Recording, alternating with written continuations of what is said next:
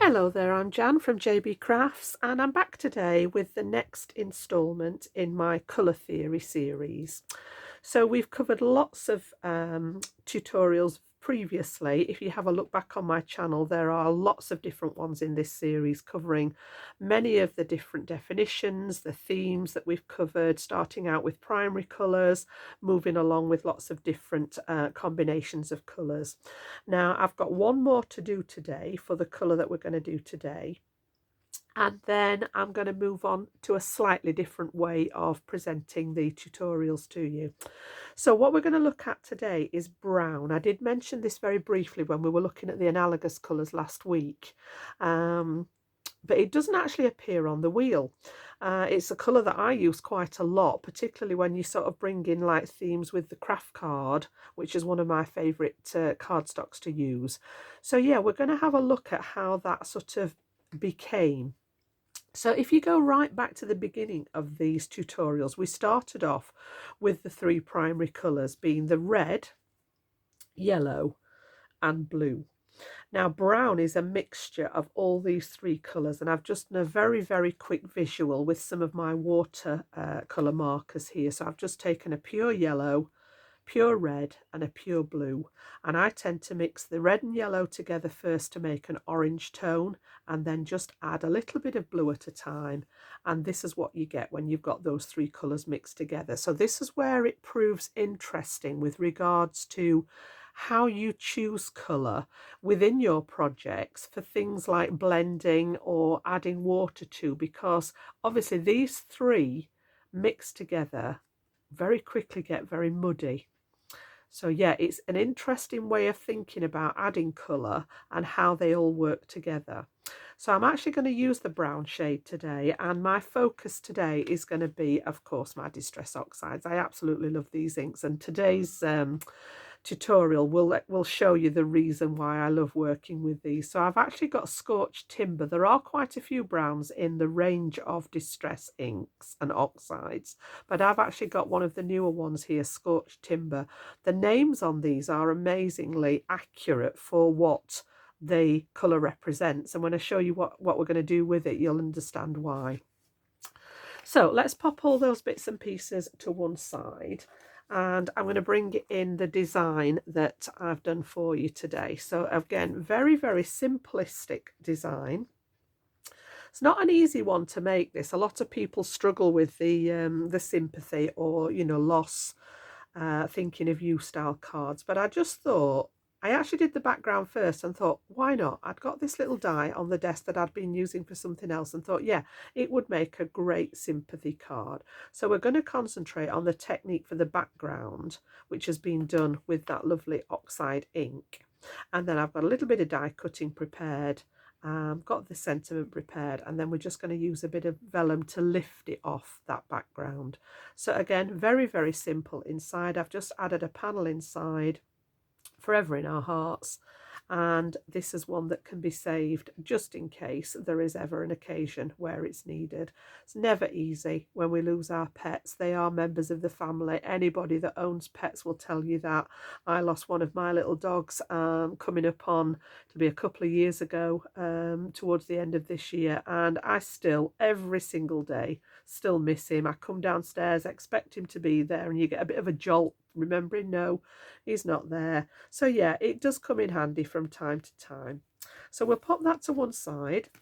I'm going to bring some pieces in to work with, and I'm going to bring in my mat here just to work on. And the first thing we're going to do is create that inky panel. So I've actually got a piece of smooth white cardstock here, and this measures 5 inches square for my particular design. I've gone with a square design today just to be a little bit different.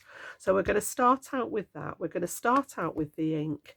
We're going to need some water, and I've also got my heat tool handy as well, just to dry. We're going to dry between the layers and build up that ink.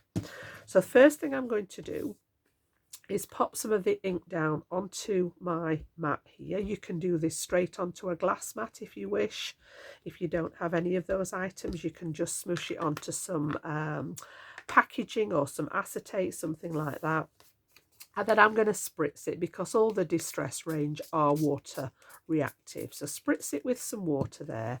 And I am literally just going to dip this in and pick up that gorgeous ink. You can see there straight away you get some areas that are more sort of saturated and then these gorgeous little spots of ink.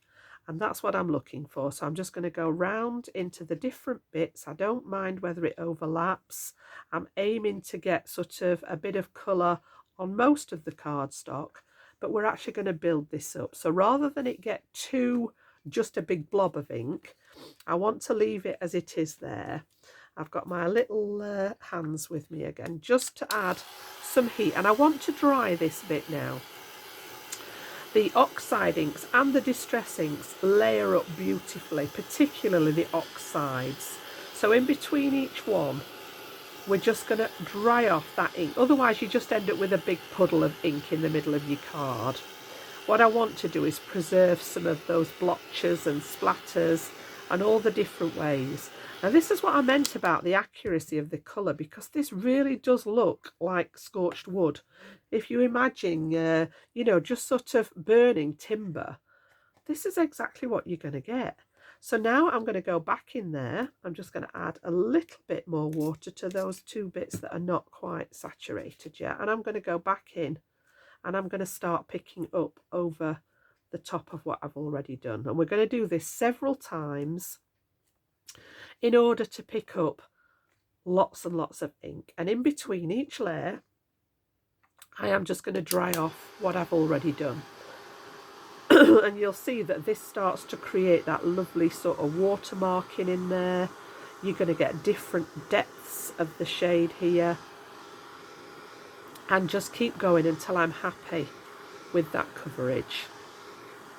So for the next layer, I'm actually going to add some more ink. So I'm just going to pop this down in the gap there where there's not too much water and add another layer of that gorgeous ink. Another spritz just to waken it all up. And then I'm going to go over the top. Now the card does warp. Whenever you apply heat, it warps, but we can actually get this back to a reasonable flatness. So again, I'm going to go in. I want to try and get some in those areas where they are still white. So just in these corners, I just want that spritz where the ink is there. We'll go in that corner. Yep, we'll go in that corner. And then I'm going to go with some of those spots again in the middle, just tapping it down onto here. And each time I'm going to dry.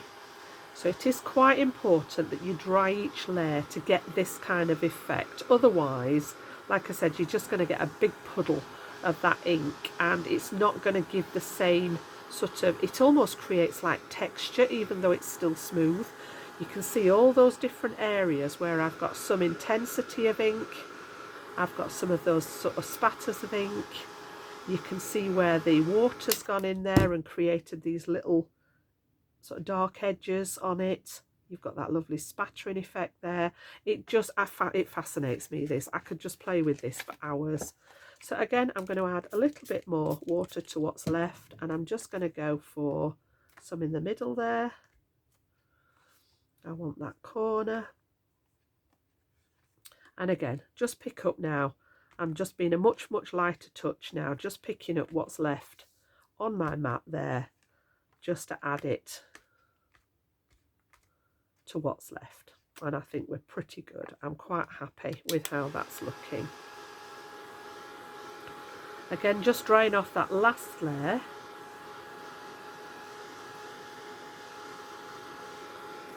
Just to make sure that we've got all the ink dry now. Okay.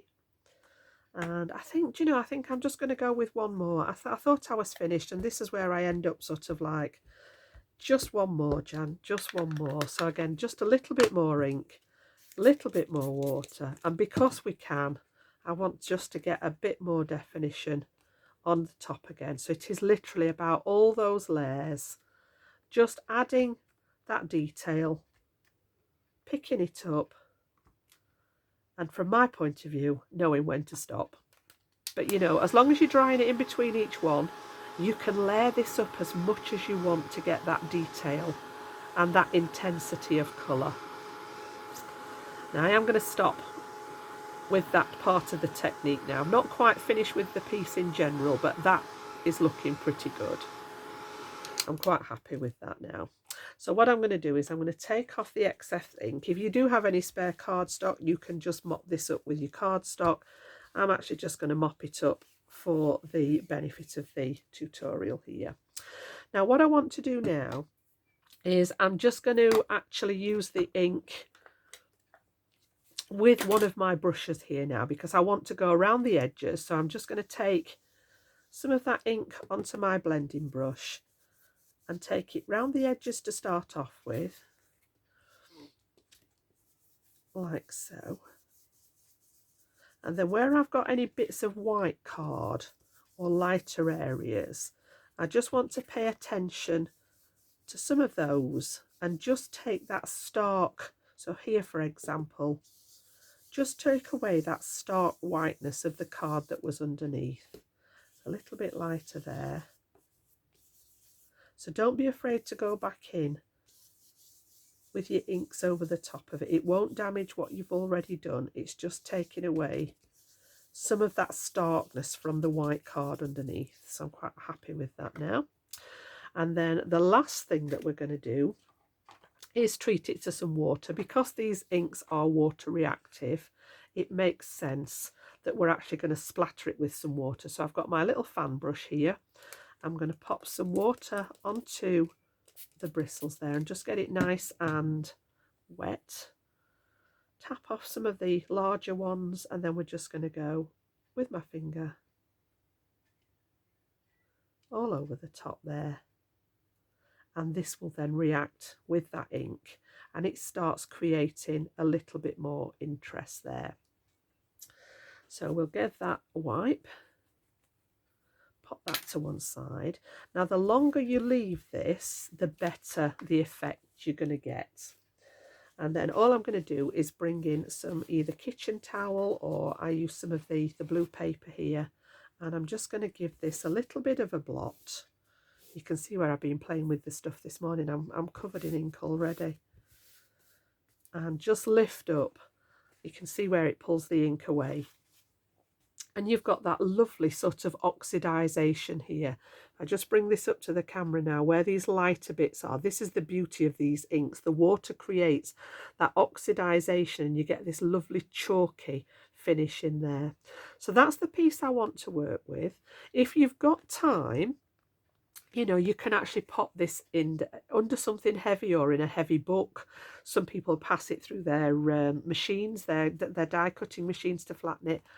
It's not too bad when you look at it like that. It's not actually too warped, so I'll be able to get this stuck down onto my my card blank.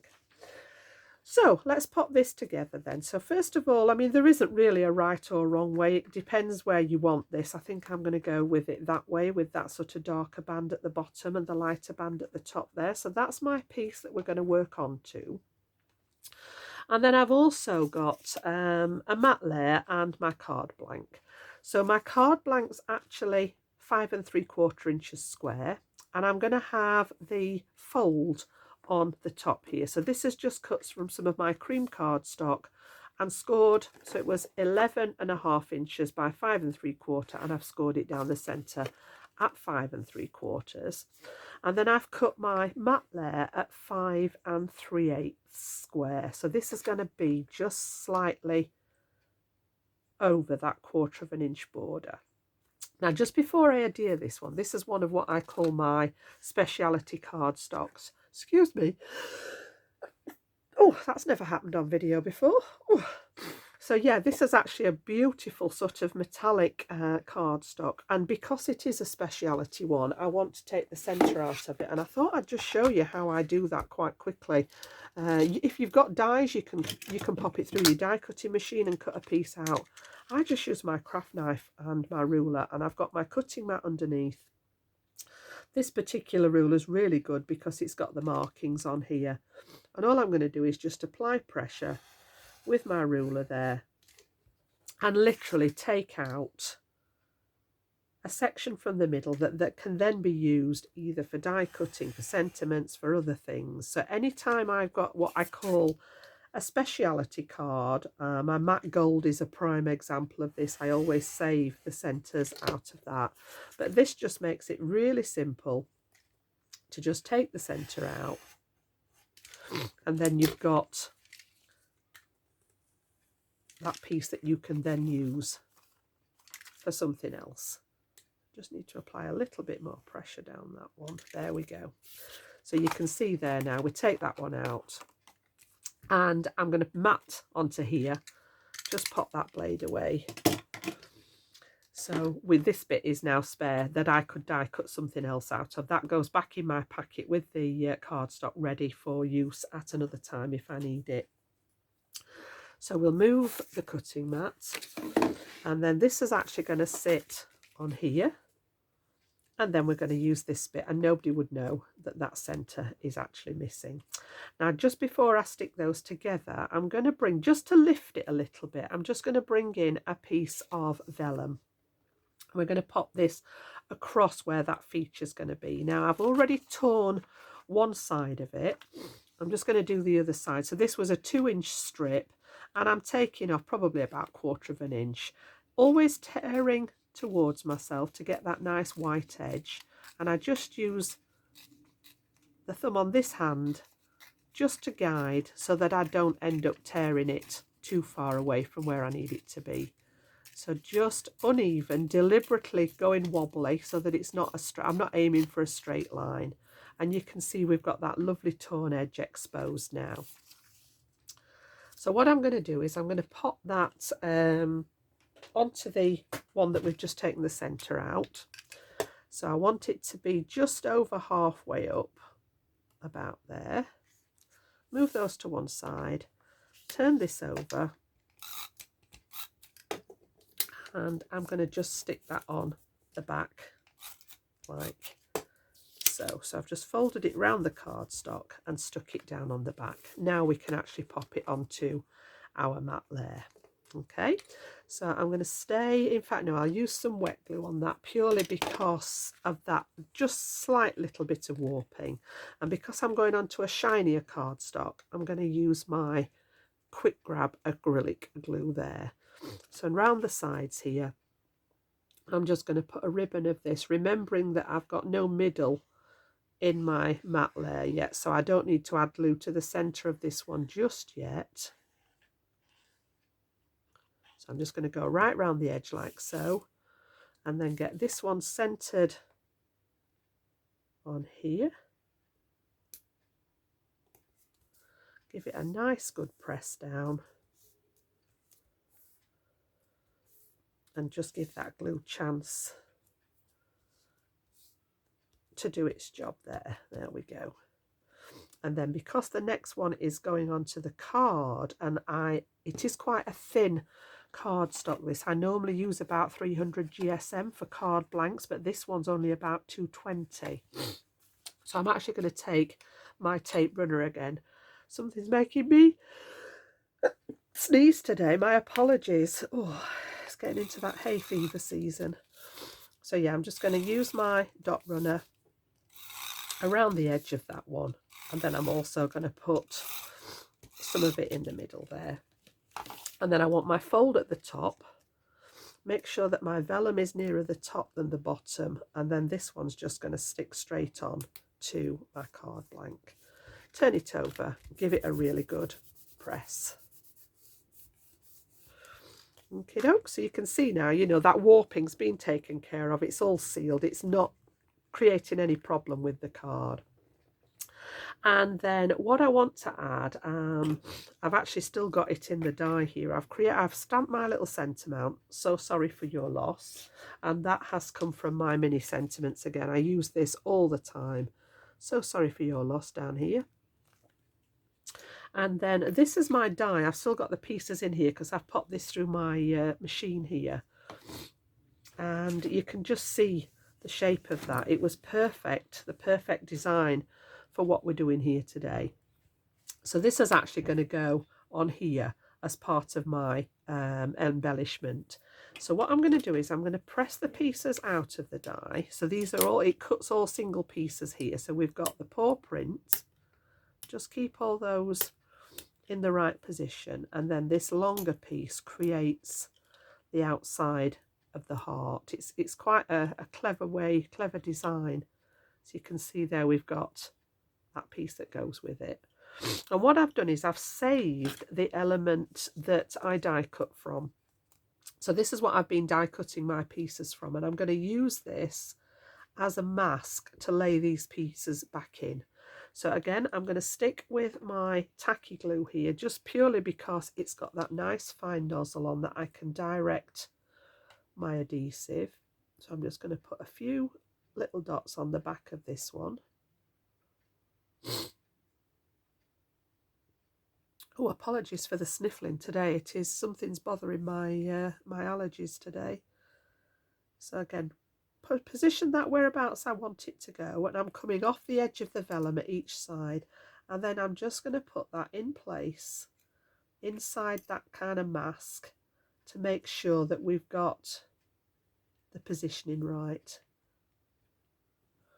So just bear with me a second. I just need to give my little nose a blow.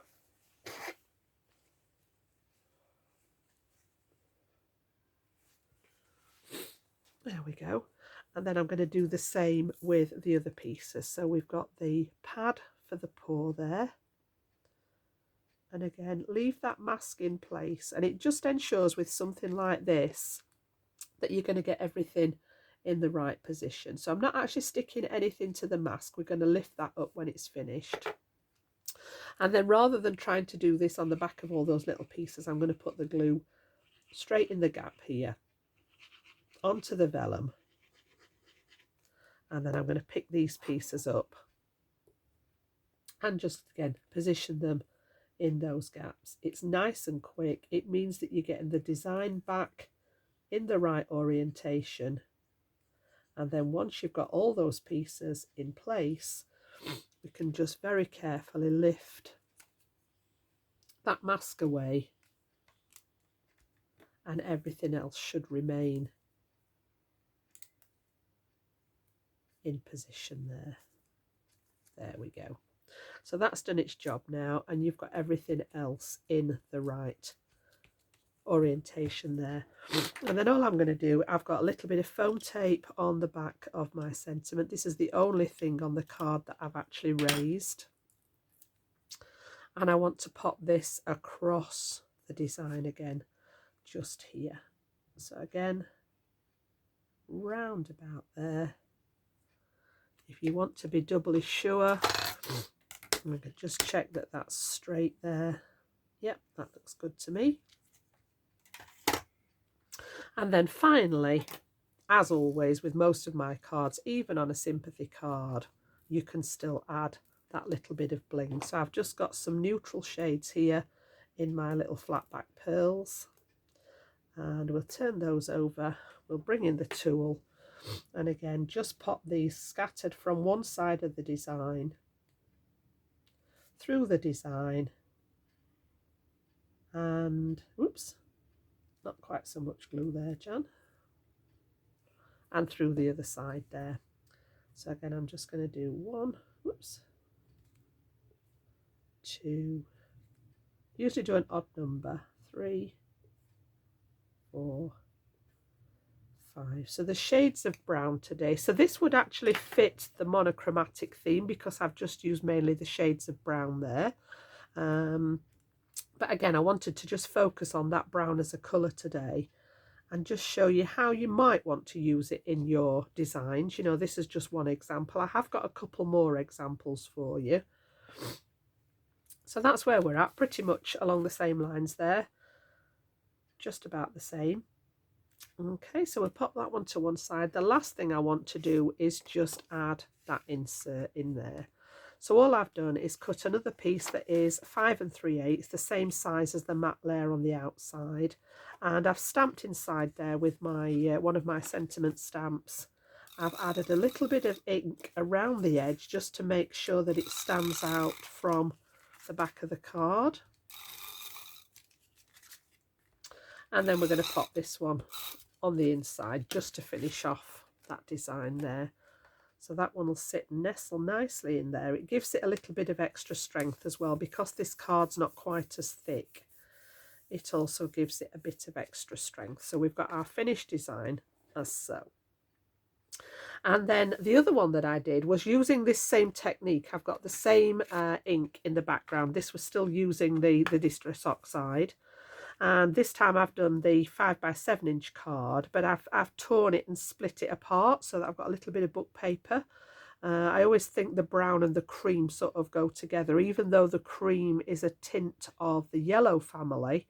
I just think they lend themselves for going together. So lots of different shades of the brown in here.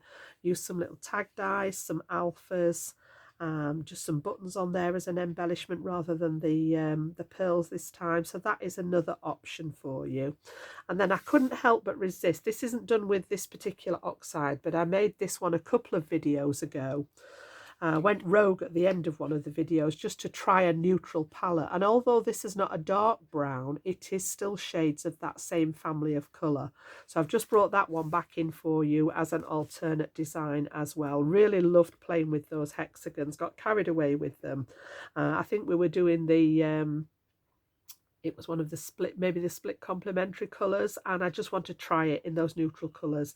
So that actually fits this palette as well. So we've got 3 designs there today, just to cover that brown.